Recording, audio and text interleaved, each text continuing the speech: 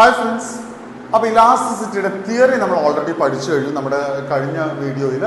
ഈ വീഡിയോയിൽ നമ്മൾ പഠിക്കുന്നത് ഇലാസ്റ്റിസിറ്റി കണ്ടുപിടിക്കുന്ന മെത്തേഡ്സ് ആണ്. പ്രോബ്ലം പോയിന്റ് ഓഫ് വ്യൂവിലാണ് നമ്മൾ നോക്കുന്നത്. ആക്ച്വലി ഇലാസ്റ്റിസിറ്റി മെഷർ ചെയ്യാൻ 3 മെത്തേഡ്സ് ഉണ്ട്. ഇലാസ്റ്റിസിറ്റി ഓഫ് ഡിമാൻഡ് മെഷർ ചെയ്യാൻ 3 മെത്തേഡ്സ് ഉണ്ട്. അതിൽ ആദ്യത്തെ മെത്തേഡ് നമുക്ക് നോക്കാം. Measurement of elasticity along the linear demand curve ആണ്. എക്സാമിന് 1-2 മാർക്സിന് പല പ്രാവശ്യങ്ങളിലായിട്ട് ചോദിച്ച് കാണാറുണ്ട് ഈ ഒരു ടോപ്പിക്, ഈ ഒരു മെത്തേഡിൽ നിന്നുള്ള ക്വസ്റ്റ്യൻസ്. ഓക്കെ, നോക്കി, ഇതൊരു ഡിമാൻഡ് കർവാണ് അല്ലെ, ഡൗൺവേർഡ് സ്ലോപ്പിംഗ് ഡിമാൻഡ് കർവ് ആണെങ്കിൽ ആ ഡിമാൻഡ് കർവിൽ ഓരോ പോയിന്റിനും ഓരോ സ്വഭാവമുണ്ട്. Demand curve Y axis touch ചെയ്യുന്ന പോയിന്റിനെ നമ്മൾ പെർഫെക്റ്റ്ലി ഇലാസ്റ്റിക് ഡിമാൻഡ് എന്നാണ് പറയുന്നത്. അതായത് elasticity of demand equal to infinity. അതേപോലെ എക്സ് ആക്സിൽ ടച്ച് ചെയ്യുന്ന പോയിന്റ് ഡിമാൻഡ് 0 ആണ്, ഇലാസ്റ്റിസിറ്റി 0 ആണ്.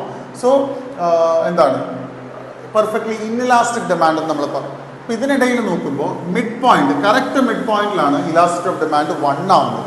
അപ്പോൾ അതിന് മുകളിൽ ഗ്രേറ്റർ ദാൻ 1ഉം അതിന് താഴെ ലെസർ ദാൻ 1ഉമാണ്. ക്ലിയർ ആയാലും 5 ഡിഗ്രിയും നമുക്കിങ്ങനെ മാർക്ക് ചെയ്യാൻ പറ്റും. അപ്പോൾ ഇതുപോലൊരു ഡിമാൻഡ് കർവ് അവർ തന്നിട്ട് എവിടെയെങ്കിലും ഒരു പോയിന്റ് ഇട്ടിട്ട് അത് ഏത് ഡിഗ്രി ആണെന്ന് നിങ്ങളോട് ചോദിക്കാം. അപ്പോൾ ഈ ഒരു കോൺസെപ്റ്റ് വെച്ചിട്ട് വേണം നിങ്ങൾ ആൻസർ പറയാൻ. വൈ ആക്സിൽ ടച്ച് ചെയ്യുന്ന പോയിന്റ് ആണെങ്കിൽ E D equal to infinity ആണ്, പെർഫെക്റ്റ്ലി ഇലാസ്റ്റിക് ഡിമാൻഡ് ആണ്.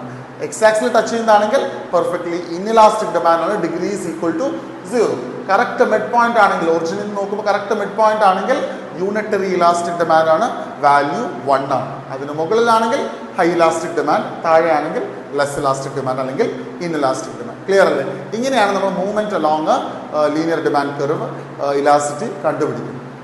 രണ്ടാമത്തെ മെത്തേഡ് എന്ന് പറയുന്നത് പെർസെൻറ്റേജ് മെത്തേഡാണ്. അപ്പോൾ ഈ മെത്തേഡിൽ ആക്ച്വലി 2 ഫോർമുലാസ് ഉണ്ട്. നമുക്ക് 2 ഫോർമുല യൂസ് ചെയ്തിട്ടുള്ള ക്വസ്റ്റ്യൻസ് നമുക്ക് നോക്കാം. ആദ്യത്തെ ഫോർമുല അല്ലെങ്കിൽ ആദ്യത്തെ question, the price of petrol increases from 60 to 70. Petrol എന്ന് പറയുന്നൊരു പ്രോഡക്റ്റ്, അതിൻ്റെ പ്രൈസ് ആദ്യം 60 ആയിരുന്നു, പിന്നെ 70ലേക്ക് ജമ്പ് ചെയ്യും. പ്രൈസ് കൂടുമ്പോൾ ഡിമാൻഡ് എന്ത് സംഭവിക്കും? ഉറപ്പായിട്ടും കുറയും അല്ലേ? അപ്പോൾ and demand decreases from 100 liters to 80 liters. Clear അല്ലേ? അപ്പോൾ 60-ൽ നിന്ന് 70 പ്രൈസ് ആയപ്പോഴേക്കും ഡിമാൻഡ് 100 ലിറ്ററിൽ നിന്നും 80 ലിറ്ററിലേക്ക് കുറഞ്ഞു. നമ്മളോട് ചോദിച്ചിരിക്കുന്നത് calculate price elasticity of petrol ആണ്. ഈ മെത്തേഡ് അനുസരിച്ച് നമുക്ക് ഈ ഒരു ഫോർമുല യൂസ് ചെയ്തിട്ടാണ് ഈ ക്വസ്റ്റ്യൻ നമ്മൾ ചെയ്യുന്നത്. സി, 2 പ്രൈസ് ഉണ്ട് അല്ലേ, ഓൾഡ് പ്രൈസും ന്യൂ പ്രൈസും, അതുപോലെ ഓൾഡ് ഡിമാൻഡും ന്യൂ ഡിമാൻഡും. അപ്പോൾ അതൊക്കെ എങ്ങനെയാണെന്ന് നോക്കാം. ഫോർമുല വരുന്നത് delta Q by delta P into P by Q ആണ്. Delta means what? Change. Yes or no? അപ്പോൾ ഡെൽറ്റ പി കണ്ടുപിടിക്കാം, ഡെൽറ്റ ക്യൂ കണ്ടുപിടിക്കാം. പിയിൽ വന്നിരിക്കുന്ന ചേഞ്ച് എത്രയാണ്? 10 ആണ്. Yes or no? അതുപോലെ ഡിമാൻഡിൽ വന്നിരിക്കുന്ന ചേഞ്ച് എത്രയാണ്? 20 ആണ്. ഗൈസ്, മൈനസ് വരാൻ പാടില്ല, നിങ്ങൾ മനസ്സിൽ വെക്കണം. എല്ലാം അബ്സല്യൂട്ട് ഫിഗേഴ്സ് വേണം എടുക്കാൻ, മൈനസ് വരാൻ പാടില്ല. അപ്പോൾ പിയിൽ വന്നിരിക്കുന്ന ചേഞ്ച് 70 - 60 10 ആണ്. ഡിമാൻഡ് ക്യൂ ഡിമാൻഡ് എന്ന് പറയുന്നത് ക്വാണ്ടിറ്റി ആണ്, ക്വാണ്ടിറ്റി ഡിമാൻഡ് ആണ്. ക്യൂ എന്ന് വേണമെങ്കിൽ നമുക്ക് വിളിക്കാം. അപ്പോൾ ക്വാണ്ടിറ്റിയിൽ വന്നിരിക്കുന്ന ചേഞ്ച് എന്ന് പറയുന്നത് 100 - 80 20 ആണ്. അപ്പോൾ ഡെൽറ്റ ക്യൂവും ഡെൽറ്റ പിയും നമുക്ക് കിട്ടി. നെക്സ്റ്റ് വേണ്ടത് പിയും ക്യൂ ആണ്. അപ്പോൾ സ്റ്റുഡൻസിന് ഒരു കൺഫ്യൂഷൻ ഉണ്ടാവും. പിയും ക്യൂ എന്ന് പറയുന്നത് ഓൾഡ് ആണോ ന്യൂ ആണോ? ശ്രദ്ധിച്ചിരുന്നോളൂ, മനസ്സിൽ വെച്ചോളൂ. അവിടെ ഉദ്ദേശിക്കുന്നത് old price and old quantity ആണ്. അതായത് original price and original quantity ആണ് അവർ ഉദ്ദേശിക്കുന്നത്. അതായത് പി എന്ന് പറയുന്നത് 60, ക്യൂ എന്ന് പറയുന്നത് 100.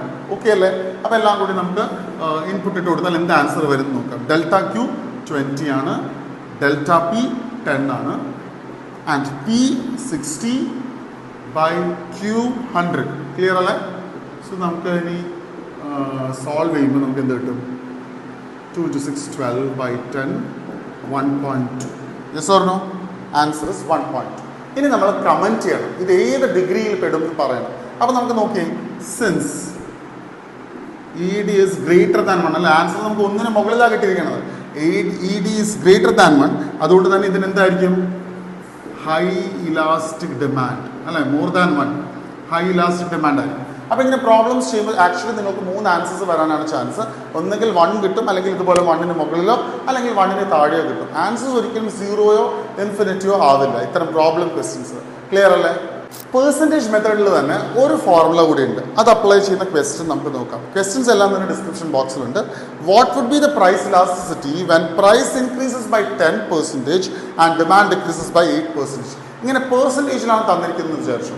ഇലാസ്റ്റിസിറ്റി ഓഫ് ഡിമാൻഡ് കണ്ടുപിടിക്കാനുള്ള formula percentage change in quantity demanded by divided by percentage change in price.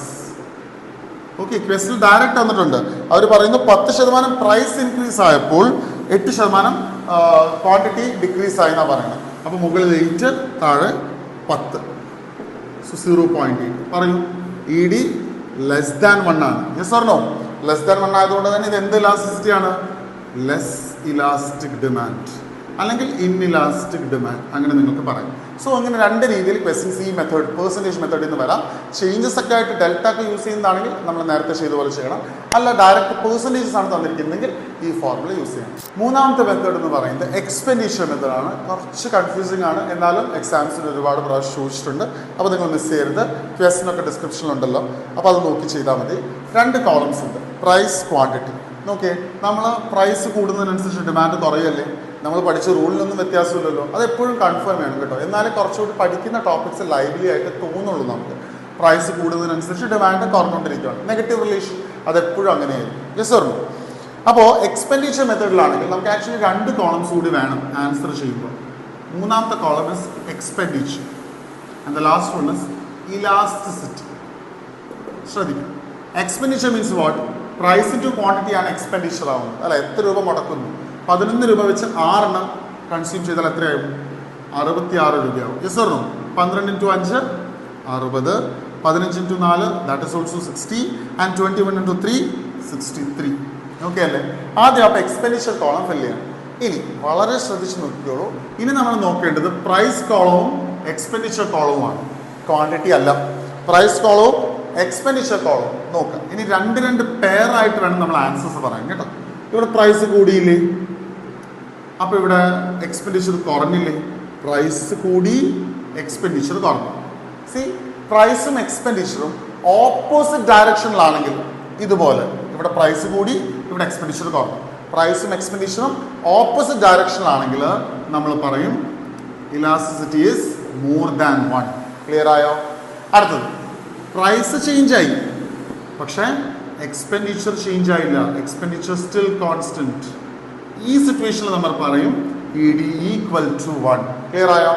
And finally price change ആയി, പ്ലസ് ആണ്, കൂടി, എക്സ്പെൻഡിച്ചറും കൂടി, ഒരേ ഡയറക്ഷനിൽ. കണ്ടോ, പ്രൈസും എക്സ്പെൻഡിച്ചറും ഒരേ ഡയറക്ഷനിലാണെങ്കിൽ നമ്മൾ പറയും E D is less than 1.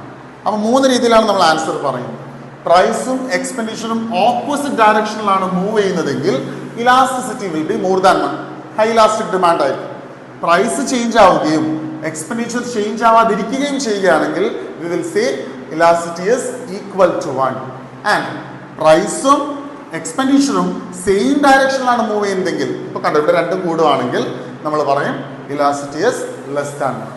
അപ്പോൾ ഇതുപോലെ പെർസെൻറ്റേജ് മെത്തേഡിലും എക്സ്പെൻഡിച്ചർ മെത്തേഡിലും മൂവ്മെൻറ്റ് ഓഫ് എലാസിറ്റി അല്ലെങ്കിൽ measurement of elasticity in a linear demand curve, ഇങ്ങനെ 3 മെത്തേഡിൽ നിന്നും എക്സാംസിന് ക്വസ്റ്റ്യൻസ് നിങ്ങൾക്ക് എക്സ്പെക്ട് ചെയ്യാം. അപ്പോൾ നന്നായിട്ട് നമ്മൾ സോൾവ് ചെയ്ത ക്വസ്റ്റ്യൻസ് ഒക്കെ ചെയ്യുക. വേറെയും എക്സ്ട്രാ ക്വസ്റ്റ്യൻസ് എന്തായാലും നിങ്ങളുടെ കയ്യിൽ ഉണ്ടാവുമല്ലോ, ചെയ്യുക. എന്തെങ്കിലും ഡൗട്ട്സ് ഉണ്ടെങ്കിൽ കമൻസിൽ പറഞ്ഞാൽ മതി.